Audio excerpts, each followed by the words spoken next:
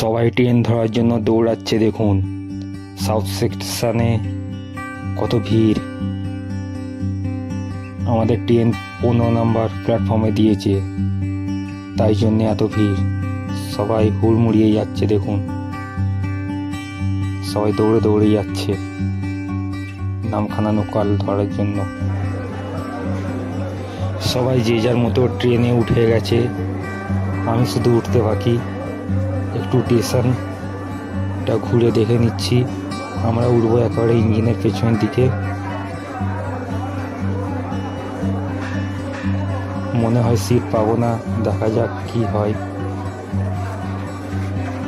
এটা হলো নামখানা লোকাল। একেবারে সঠিক সময় ছেড়ে দিল নামখানা লোকাল।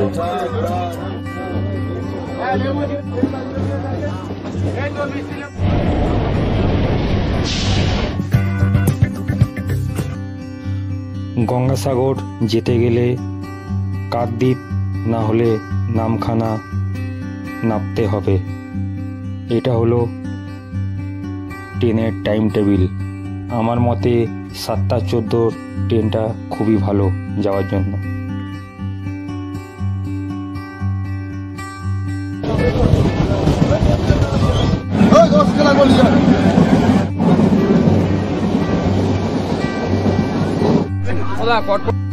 ট্রেনের মধ্যে যেমন মানুষের ভিড় তেমন হকারেরও ভিড়।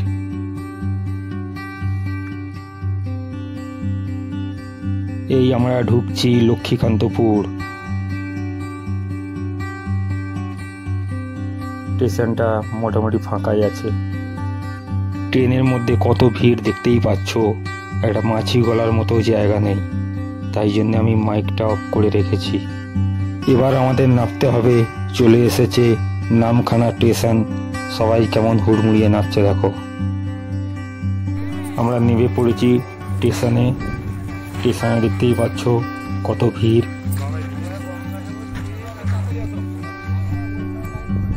এই লম্বা লাইনটা দেখতে পাচ্ছ, এই লাইনটা 1.5 কিলোমিটার লম্বা দীর্ঘ। এই লাইনটা ধীরে ধীরে গঙ্গার ঘাট পর্যন্ত যাবে, নারায়ণপুর ফেরিঘাট পর্যন্ত যাবে এই লম্বা লাইনটা।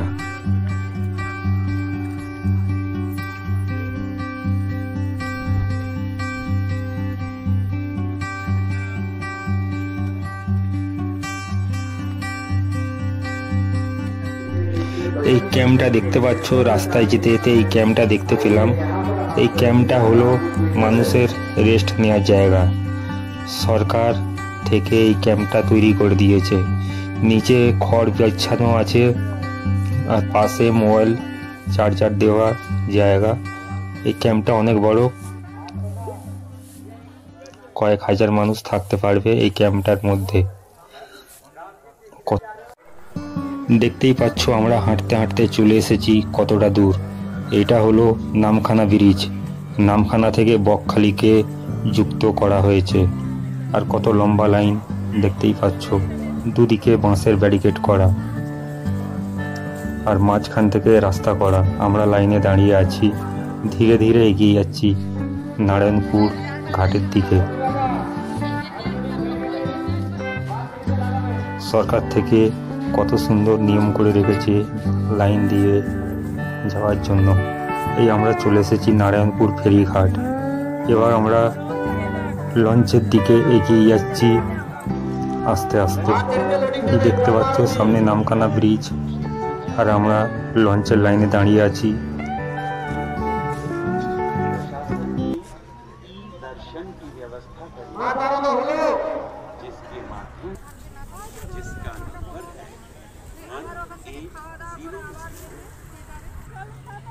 তাড়াতাড়ি হাঁটো।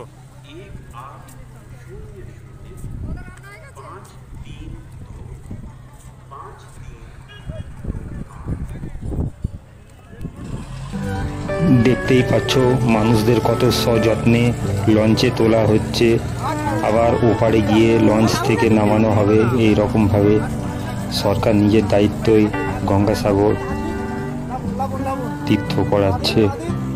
কত সুন্দর হাত ধরে নামাচ্ছে বয়স্ক মানুষদের। এই লঞ্চের মধ্যে 100টা প্যাসেঞ্জার থাকবে, এটা হলো সরকারি নিয়ম। দেখতেই পাচ্ছ লঞ্চের ভেতরটা কত ভিড়। লঞ্চের ভাড়া হলো 85 টাকা করে। এই আমাদের লঞ্চ ছেড়ে দিয়েছে, আমরা গঙ্গাসাগরের উদ্দেশ্যে বেরিয়ে পড়লাম।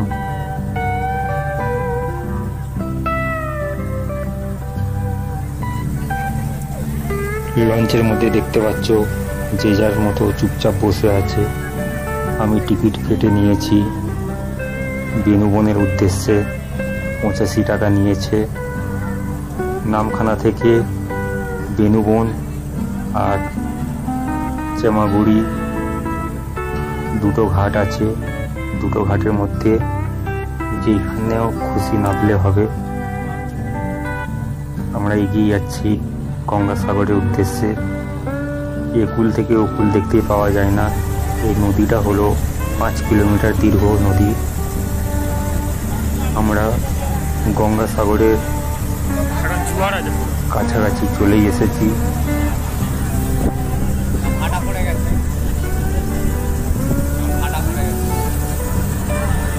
ওই সামনে দেখতে পাচ্ছ গঙ্গাসাগর। সবাই নামার জন্য প্রস্তুত। দেখতে পাচ্ছ সবাই এক এক করে নেমে আসছে।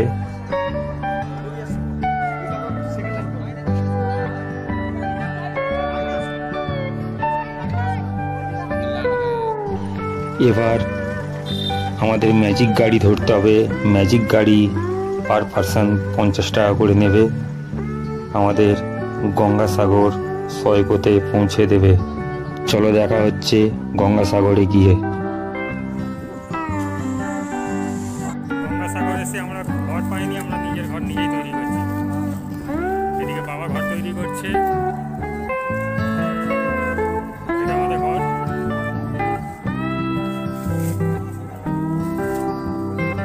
তোমরা এখানে এসে সরকারি টেন্টে থাকতে পারো, আর যদি সরকারি টেন্টে জায়গা না পাও তাহলে এই রকমভাবে হোগলার ঘর পাবে, যেখানে 200-300 টাকা বিনিময়ে এক রাত কাটাতে পারবে। তাই জন্যে আমরা নিজের টেন্ট নিজেই তৈরি করছি হোগলা পাতা দিয়ে। ঘরের ভেতরে ভিউ দেখে নাও, সবাই রেস্ট করছে। এখন সন্ধে হয়ে এসেছে আর এখানে মোটামুটি ঠান্ডা আছে, খুব বেশি ঠান্ডা নেই, কিন্তু কম্বল নিয়ে গেলে ভালোই হয়, কারণ ওইখানে কম্বল পাওয়া যায় না। দেখতেই পাচ্ছ হোগলা দিয়ে কত সুন্দর ঘর বানিয়েছি। বাইরে এখনো দিনের আলো ফুটে আছে, সন্ধে হয়ে আসছে।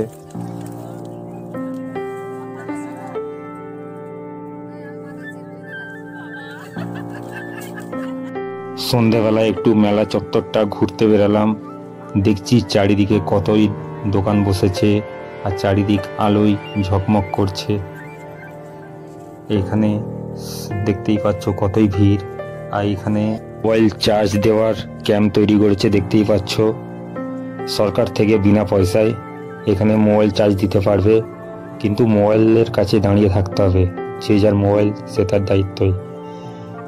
এখানে দেখতে পাচ্ছ মেলায় চিঁড়ে, গুড়, খই, মুরগি সব কিছু বিক্রি হচ্ছে। আর এইখানে এক জায়গা কীর্তন হচ্ছিল। কীর্তনের জায়গাটায় মানুষ ভিড় করে দাঁড়িয়ে আছে। এই দেখতে পাচ্ছ কীর্তন হচ্ছে এখানে।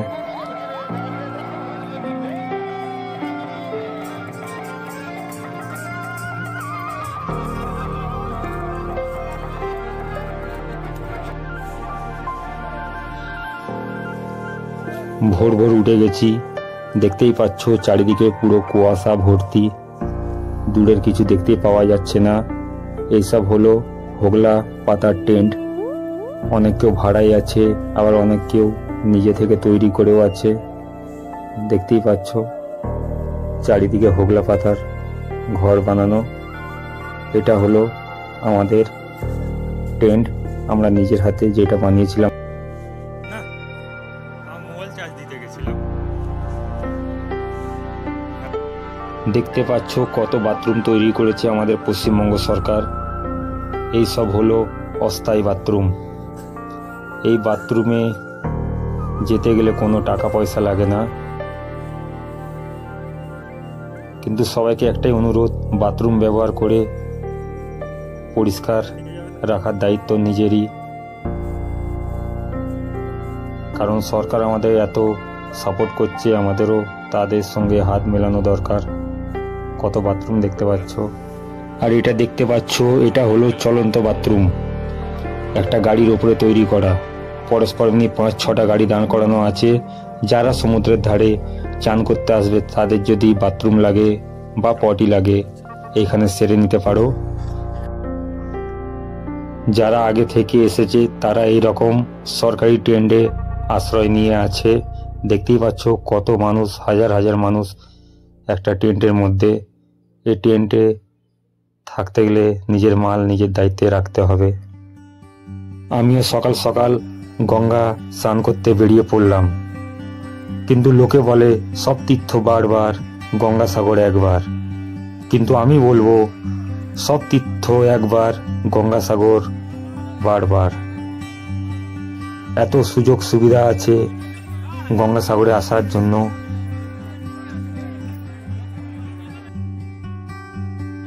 আমিও নেমে পড়লাম গঙ্গা স্নান করতে। চারিদিক কুয়াশায় ভর্তি, কত লোক স্নান করে ফিরে আসছে। আমরাও নেমে পড়লাম পুণ্য স্নান করতে। জয় মা গঙ্গে বলে, জয় বাবা কপিলমুনি।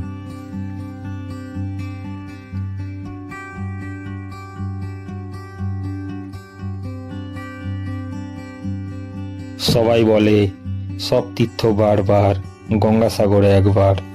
কিন্তু আমি বলবো এখনকার সময়ে সব তীর্থ একবার, গঙ্গাসাগর বারবার। যখন ইচ্ছা হয় তখনই যেতে পারো গঙ্গাসাগর।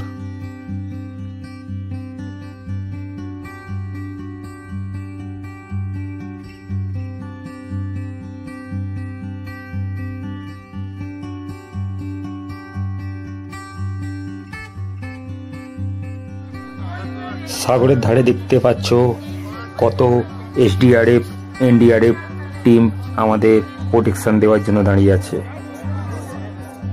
আর এইগুলো হলো ভিখারি, যারা বছরে একবারই দেখতে পাওয়া যায় এদেরকে। এরা হাতে এত সুন্দরভাবে মেকআপ করে ভিক্ষা চাইছে, মানুষ বিশ্বাস করতে বাধ্যই হবে যে এদের হাত পোড়া। দেখো হাতের এত সুন্দরভাবে মেকআপ করেছে।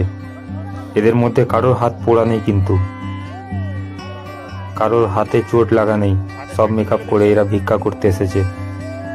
এরা সব হলো যাযাবর।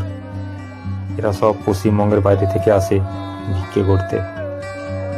ভিডিওটা পজ করে দেখতে পারো এদের হাতের মেকআপ গুলো। এরা চাল ডাল টাকা পয়সা সব কিছু ভিক্ষা করছে।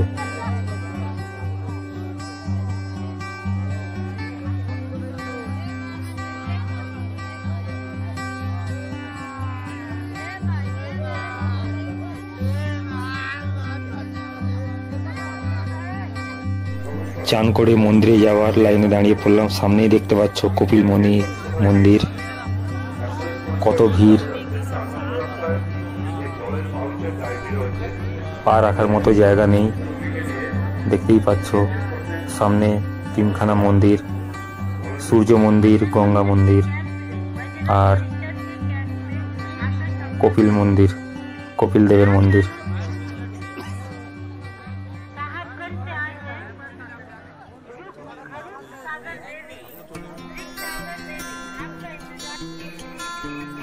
অবশেষে আমরা লাইন ঠেলে ঠেলে মন্দিরের কাছে পৌঁছে গেলাম। মন্দিরের সামনে পুরোহিত বসে আছে। পুরোহিতের হাতে পুজোর ডালা তুলে দিয়ে আমরা পুজো দিয়ে নিলাম। ওই ভেতরে মূর্তি রাখা আছে দেখতেই পাচ্ছ, আর সামনে সব পুরোহিত। মন্দিরে ঢোকার অ্যালাউ নেই, বাইরে থেকেই পুজো দিতে হয়। দেখতেই পাচ্ছ কত ভিড়।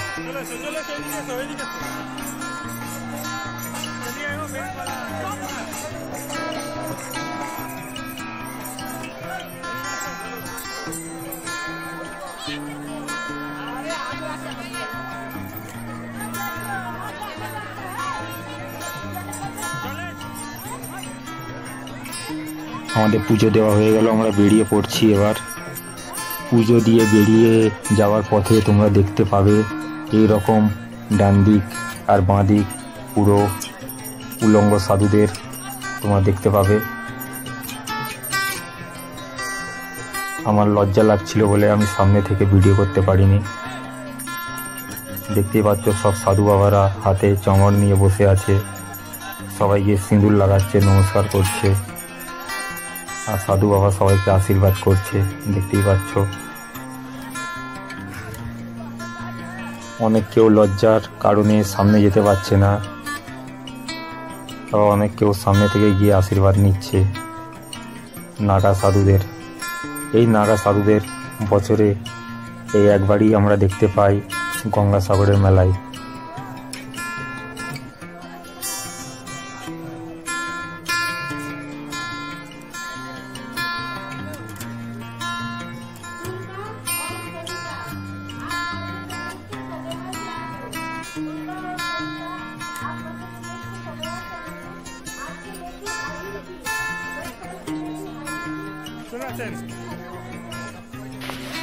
ভিডিওটা যদি তোমাদের ভালো লাগে বা যদি কোনো উপকার হয় তাহলে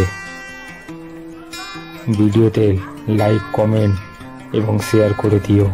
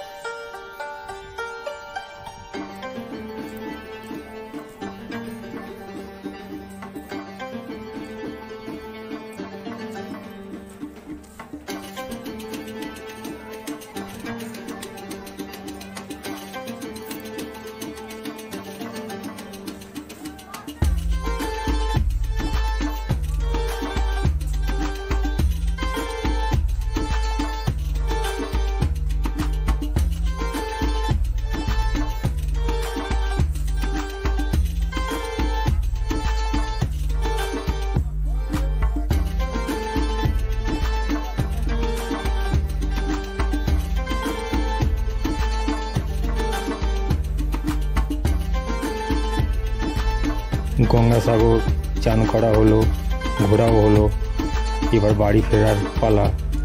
আমরা আস্তে আস্তে বেনুবনের দিকে এগিয়ে যাচ্ছি। লঞ্চ পার হয়ে চলে যাব নামখানা। নামখানা থেকে গাড়ি ধরে ট্রেন ধরে চলে যাব শিয়ালদা। ভিডিওটায় লাইক, কমেন্ট, শেয়ার করতে ভুলো না।